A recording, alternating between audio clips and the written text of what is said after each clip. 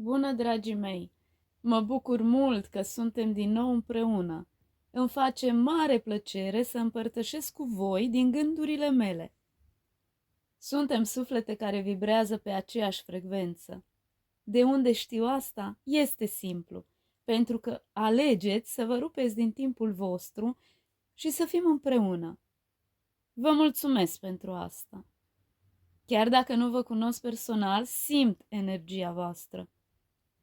Ceea ce vreau să împărtășesc cu voi acum este faptul că, deși trăim într-o lume superficială, noi nu putem să fim superficiali.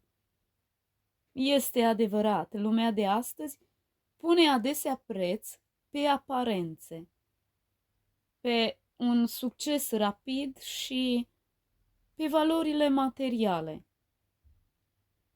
Cultura populară ne împinge spre comparații constante, spre o nevoie aparent nesfârșită de validare externă.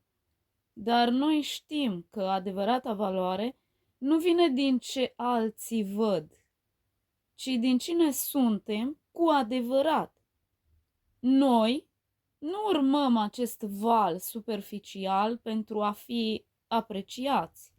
În loc să ne adaptăm unei lumi care valorifică doar ceea ce se vede la suprafață, ne concentrăm pe ceea ce suntem în profunzime, pe compasiune, integritate și autenticitate. Într-o lume în care mulți aleg măști, noi alegem să fim noi înșine. Știm că autenticitatea este cea mai rară și mai frumoasă formă de curaj. Într-o lume agitată și grăbită, noi am ales să fim un exemplu de profunzime, pentru că valorile și principiile întotdeauna strălucesc.